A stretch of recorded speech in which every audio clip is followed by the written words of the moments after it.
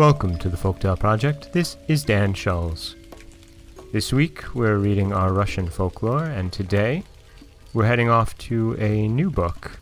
This is The Russian Grandmother's Wonder Tales by Louise Seymour Houghton. And in this book we have some framing stories, but then we have, as always, the folklore, the stories themselves. I'm going to be going through these out of order a bit, so I'll be eschewing the framing stories instead for the tales themselves. Our first story from the Russian Grandmother's Wonder Tales is The Bear, the Boar, and the Fox. A bear, a boar, and a fox once went into partnership to till a field and raise some wheat, that they might earn their bread honestly. Said the boar, "I will break into a granary and steal the seed, and with my snout I will plough up the field."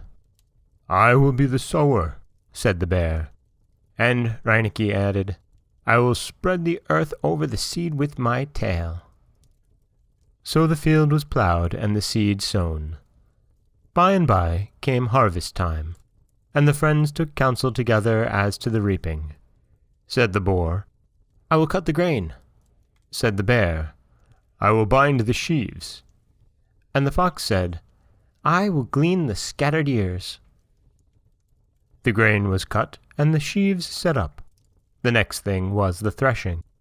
Said the boar, "I will provide the threshing-floor." "I will carry the sheaves," said the bear. "And we'll do the threshing into the bargain." "I'll shake out the sheaves," said the boar, "and break off the ears from the stalks."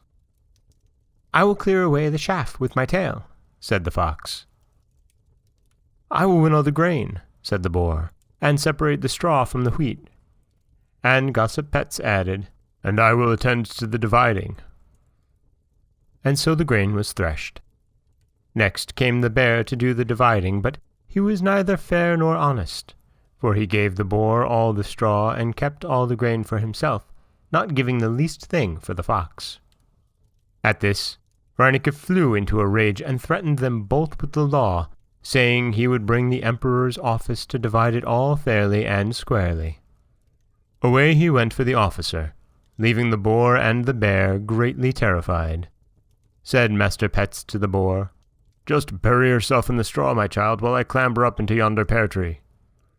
The boar at once vanished under the straw, while the bear scrambled up into the pear tree.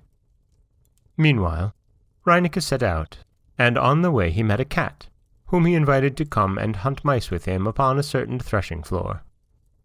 The cat gladly accepted the invitation, for she knew full well that there are plenty of mice in a threshing-floor. But on the way, she kept hunting birds in the bushes along the roadside. The bear, who was watching from the pear tree, espied her from afar and called down to the boar, "We are in a pretty scrape, dear boar, for here comes Master Reinecke with a fearful monster with him. He wears the fur coat of a marten, and is killing birds upon the wing all along the way." By this time, the bear lost sight of the cat, which had reached the threshing-floor under cover of the grass and was creeping about in the straw in search of mice.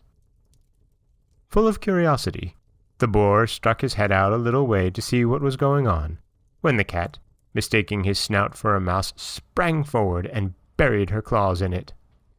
At this, the boar gave a fearful grunt and rushed frantically into a neighboring stream, while the bear, who, from the uproar, concluded that the cat had killed the boar and would seize him next, tumbled headlong from the pear tree in terror, and breaking his neck by the fall, perished miserably.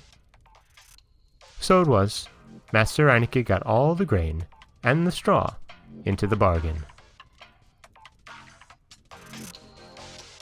And that is the Russian tale of the bear, the boar, and the fox, from The Russian Grandmother's Wonder Tales by Louise Seymour Houghton. And I like this story. I like anything where someone who wrongs someone else gets what's coming to them. And I always love a good fox story. This is Dan Schulz for the Folktale Project. Don't forget that you can subscribe to the podcast on Apple Podcasts, Stitcher, Google Play, Overcast, anywhere you like to get your podcasts. You can follow us on Twitter at Folktale Project. You can find us on Auto Radio, TuneIn Radio, iHeartRadio, Spotify, anywhere you like to listen. And you can always head over to folktaleproject.com, where you'll find a new story waiting for you every Monday, Wednesday, and Friday. As always, thank you so much for listening.